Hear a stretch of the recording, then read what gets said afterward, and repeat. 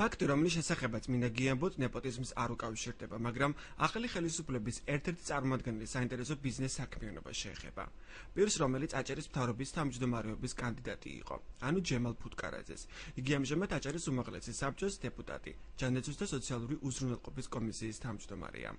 ჯემალ და შოთა ფუტკარაძეების მიერ დაფუძნებელმა კომპანია მირათმა 2012 წლის 3 ოქტომბერს, ანუ არჩევნებიდან 2 დღეში, აი ამ მშენებელში 1500 კვადრატული მეტრი ფართი მიიღო. ეს პოლიგრაფისტის უკვე ყოფილი შენობაა. სააქციო საზოგადოება გაკოტრების რეჟიმშია. გორგილაძის ქუჩის ბოლოში ამის ამერცე ინვესტიციის ჩადება ბიზნესმენმა ხუსეინ ქამადაძემ 2007 წელს გადაწყვიტა. ის ჯერ აქციების 51%-ის, ხოლო შემდეგ 60%-ის მფლობელი გახდა. აქციებში მან $320,000 გადაიხადა.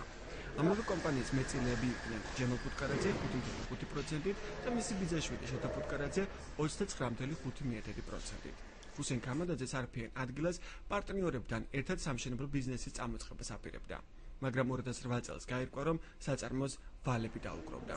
როცა პარტნიორი გეუბნე 95,000 ზარალია, ხო დაინტერესდები არა ელემენტარულად და აღმოაჩენ შემდეგ, რომ თურმე სარიტუალო დარბაზს აქირაებდა და ფული არ შემოქონდა, თურმე პირველ სართულს აქირაებდა და ფული არ შემოქონდა, თურმე $135,000 მასალები დახარჯა, უпростоრად $140,000 მასალები დაახარჯა თურმე წარმოებას, მაგრამ შემოსავალი მიიღო $128,000. ახლა როგორ შეიძლება სტამბაში $140,000 მასალებში დახარჯო და შემოსავალი მიიღო $115,000.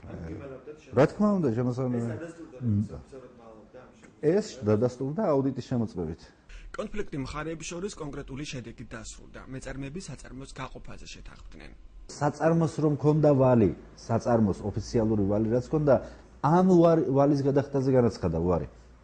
საწარმოს ვალი ახლა გაყოფის დროს, როცა შენ იყოფი, ეს იმას ნიშნავს, რომ კანონის გავალდებულებს ამას, რომ პირველ რიგში კრედიტორი უნდა დააკმაყოფილო. ვისაც საწარმოს აქვს ვალი. კონფლიქტი სასამართლომდე მივიდა, სადაც ჯემალ და შოთა ფუტკარაძეებმა თავიანთი წილის 35%-ის შესაბამისი უძრავი ქონების მათ მიერ დაფუძნებული საწარმოს შპს მირათისათვის გადაცემა მოითხოვეს. სასამართლოს გადაწყვეტილებაში ვკითხულობთ. დაკმაყოფილდეს შოთა ფუტკარაძის და ჯემალ ფუტკარაძის არჩევნები და დავალდებულეს სააქციო საზოგადოება პოლიგრაფისტი შეასრულოს აქციონერთა საერთო კრების 2009 წლის 10 ოქტომბრის საოქმო გადაწყვეტილება და გაიყო საწარმო ნატურით, აქციათა პროპორციულად 64%-ით და 35%-ით რეალური წილის მიხედვით. საწარმო ნატურით გაიყო. ჯემალ და შოთა ფუტკარაძეებს ამ შენობაში 1500 კვადრატული მეტრი ფართობი აჭარა გურის საახსოვრო ბიურო განიცდა, მაგრამ სად წავიდა საწარმოს მიერ წლების განმავლობაში დაპყრობილი ბალი, ანუ ეგრეთ წოდებული პასივი. რადგან გადაეცა მირაც მხოლოდ უძრავი ქონება, ანუ კანონმდებლობის ენაზე აქტივი. საწარმოს გაყოფა ეს არის აქტივების და პასივების გაყოფა. აი, რამდენსაც წაიღებ აქტივს, იმდენივე უნდა წაიღო პასივი. სასამართლო გადაწყვეტილებაში ნახსენები ქონების ნატურით გაყოფა გულისხმობს თუ არა მხოლოდ აქტივების გაყოფას. საერთაშორისო გამჭვირვალობა საქართველოს იურისტი ირინა ურუშაძე ამბობს, რომ ჯემალ და შოთა ფუტკარაძეების კომპანია მირაც ვალდებულებებიც, ანუ პასივებიც უნდა მიიღო.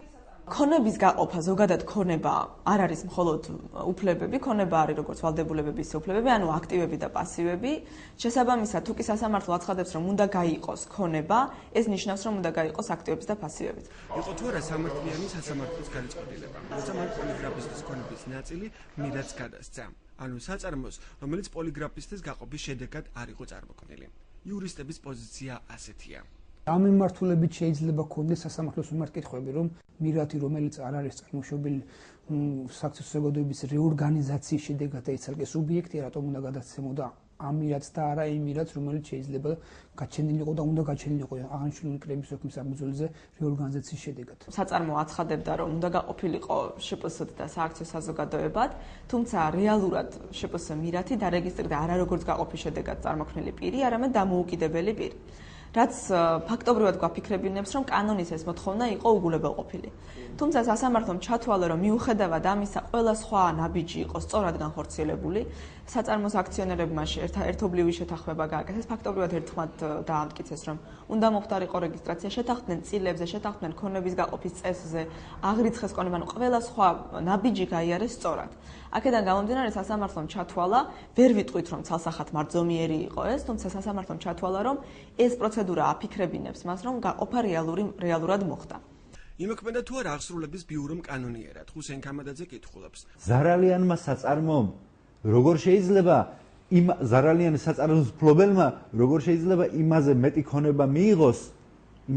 ქონება მიიღოს, ვიდრე საწესდებო კაპიტალში იყო ჩადებული. დამოუკიდებელი იურისტი ირინე ურუშაძე აღმასრულებლის მოქმედებას ასე აფასებს.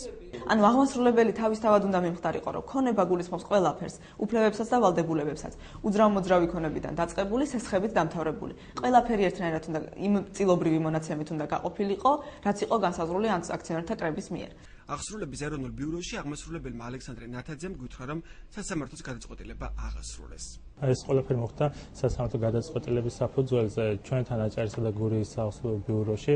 წარმოებაში იყო ბათუმის საქალაქო უპროსტორად ბოდიშ ქუთაისის სააპელაციო სასამართლოს მიერ გაცემული საავსულო ფურცელი, რომლის თანახმადაც დადგინდა საწარმოს სააქციო საზოგადოება პოლიგრაფისტის ნატურით გაყოფა. სწორედ ჩვენი ეს მოქმედება ქონების გადაცემა ემსახურებოდა ამ გადაწყვეტილების აღსრულებას.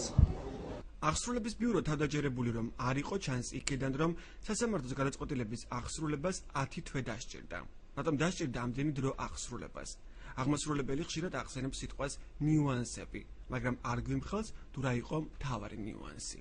მანდი იყო მთელი ნიუანსები, პროცედურები, ახლა რომელზეც არ დავწვრილმანდები, მთელი საავსულო წარმოებას თან ახლავს, მით უმეტეს ამ კატეგორიის საქმეს, რომელიც ძალიან ბევრ ნიუანსს შეიცავს და აქედან გამომდინარე ეს დრო დაჭირდა რეალურად საქმის ბოლომდე არა ნაწილობრივ მიყვანას დასასრულისკენ. სასამართლოს გადაწყვეტილების აღსრულებამდე 2012 წლის 31 მაისს მირათის ერთ-ერთმა დამფუძნებელმა და ამჟამად უმაღლესი საბჭოს წევრმა ჯემალ ფუტკარაძემ აღსრულების ეროვნული ბიუროს ოფიციალური წერილით მიმართა. გაგაცნობთ ამონარიც წერილიდან. ყოველგვარ ზღვარს ხდება სააქციო საზოგადოება პოლიგრაფისტის მხრიდან მათი საქციელი. როგორც ცნობილია, პრივატულ საუბრებში პოლიგრაფისტელები ქართულად ოცნებობდნენ და იმითაც იქადნებოდნენ, ცოტაც გვაცალეთ და გაჩვენებთ რა ბიჭებიც ვართო. ვთვლი რომ სამართლიან სახელმწიფოში ვცხოვრობდა მჯერა რომ სამართალი იზეიმებს. წერილის დაწერიდან რამდენიმე თვეში ჯემალ ფუტკარაძე თავად შეუერთდა ოცნებას და იგი იყრიდა კენჭს შუახევში. აღმასრულებელმა ირაკლი მიქელაძემ 16 სექტემბერს გადაუგზავნა საჯარო რეესტრს მირათისათვის ქონების გადაცემის რეგისტრაციის მოთხოვნა. 17 სექტემბრიდან ირაკლი მიქელაძეც ოცნების რიგებში ჩადგა. ცოტა ხნის წინ იგი ქართული ოცნების ბათუმის ორგანიზაციის ხელმძღვანელად ლაშა სირაფიძის არჩევას აპროტესტებდა. ირაკლი მიქელაძემ კომენტარზე უთხრა. ამჟამინდელი აღმასრულებელი კი ამბობს, რომ ჯემალ ფუტკარაძის წერილზე საჯაროდ ვერ ისაუბრებს. ანუ მე ეგეთი წერილი არ მახსენდება კონკრეტულად. კი, მაგრამ ეს არის საქმის ნიუანსები, რომელიც დეტალური არის რა და მაგასთან დაკავშირებით ეს საჯაროდ ხარისუფლების დარღვევა იქნება, ახლა რო ვისაუბრო. შეფესე მირათის დამფუძნებლებმა ჩვენთან ურთიერთობაზე უართქვეს. ტელეფონზე რამდენჯერმე შეხმიანების შემდეგ შოთა ფუტკარაძემ გითხრა, აჯობებს არ გნახოთო. მოისმინეთ მისი პასუხი. თქვენ გაქვთ სასამართლო გადაწყვეტილებები, ძალიან კაია. კუჩენას კომენტარიც გაქვთ. მე გავაკეთებ კომენტარს, აგერ გიკეთებ კომენტარს, რომ მე მოქმედებ კანონის და სასამართლო გადაწყვეტილებების თანახმად, რაც თქვენ გაქვთ. ჩემგან მეტი პასუხი მაინც არ იქნება, თქვენთვის ჯობია, თქვენთვის რომ არ მოვიდე, იმიტომ რომ მე ცოტა ცუდი კაცი ვარ, მაგ უთხრით. რა სკოლის? რაღაცების. მე კიდე ვიცი არასამთავრობები ვისთან მივიდნენ ამ შენ იმ ტელევიზიის იმ დღეს ვისვლის გამო და იმათ ტესტებად უნდა მოვიკითხო ერთი რაც თვალისწინებს არასამთავრობების ასეთი დაინტერესება არის თუ ისეთი. რაც შეეხება ჯემალ ფუტკარაძეს, მთელი თვის განმავლობაში ჩვენი არაერთი მცდელობის მიუხედავად შეკითხვებზე პასუხის გაცემაზე მან უარი გითხრა. უმაღლესი საბჭოს დეპუტატმა არც ჩვენ სატელეფონო ზარებს უპასუხა. ჩვენ შეტყობინებას ელექტრონულ პოსტაზე ჯემალ ფუტკარაძემ აი ასე უპასუხა. არ ვიცი ვინ არის ამ საგამოძიებო ფილმის რეჟისორი და სცენარის ავტორი. რას ეხება და რატომ არის აუცილებელი აჭარის ავტონომიური რესპუბლიკის უმაღლესი საბჭოს ჯანმრთელობის დაცვისა და სოციალურ საკითხთა კომისიის თავმჯდომარის კომენტარის გაკეთება ამ ფილმისათვის. ჯანმრთელობას ეხება თუ სოციალურ სფეროს. თუ დეტექტიური ჟანრისაა, ალბათ უპრიანი იქნება იურიდიულ საკითხთა კომისიისთვის მიგემართათ. გასული წლის მაისში მე ვიყავი ჩვეულებრივი მოქალაქე, ჯემალ ფუტკარაძე და უამრავი წერილი გამიგზავნია სხვადასხვა ადრესატებისათვის, როგორც საქართველოში, ასევე საქართველოს ფარგლებს გარეთ. იქნებ გამარკვიოთ, რატო უნდა გავაკეთო კომენტარი გასულ წელს მიწერილი კერძო შინაარსის წერილთან დაკავშირებით. ყოველთვის გამოვთქვა მზადყოფნას ქვეყნის და რეგიონისათვის საჭირო როტო საკითხებზე ვითანამშრომლო თავისუფალ, ობიექტურ და დამოუკიდებელ მედიასთან, მაგრამ არავითარ შემთხვევაში უაზრო, ჭორის დონეზე მოტანილ ინფორმაციის განმარტებებით ვიყო დაკავებული. თუ კი ყოველივე ამის შემდეგ თქვენ კიდევ დაგრჩებათ რაიმე კითხვებზე პასუხები გაუცემელი, შემიძლია ჩემს ადვოკატთან დაგაკავშიროთ. პატივისცემით და კეთილი სურვილებით, ჯემალ ფუტკარაძე. ჩვენი თხოვნით და მისი დაპირების მიუხედავად ჯემალ ფუტკარაძემ არც თავის ადვოკატს შეგვახვედრა. სამთავრობო წრეებიდან ჩვენთვის ცნობილი გახდა, რომ მურმან დუმბაძე ისევ ცდილობს, რომ ჯემალ ფუტკარაძე აჭარის მთავრობის თავმჯდომარე გახდეს. აღმასრულებელმა ალექსანდრე ნათაძემ კი კიდევ ის გითხრა, რომ ეს საქმე ყველაზე რთული იყო მის პრაქტიკაში. თუმცა აღსრულების ეროვნული ბიურო სხვების გამოცდილებით და ექსპერტების რჩევით არ დაინტერესებულა. ჩემი სამუშაო გამოცდილებიდან გამომდინარე, შემიძლია გითხრათ, რომ ამდაგვარი ტიპის საქმე იყო იშვიათი, ანუ პირველი.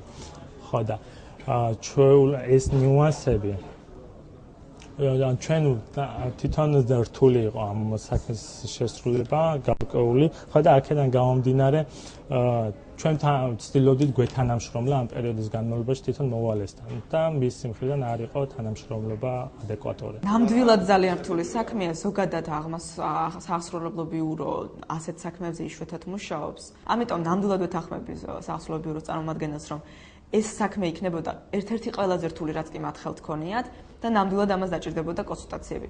თუმცა არავინ არ უგზავნოს საახსროლებლო ბიუროს კონსულტაციები გაიაროს როგორც შესაბამის სამართლის ექსპერტებთან, ასევე როგორც ახსნით თვითონ გადაწყვეტილების მიმღებ სასამართლოსთან.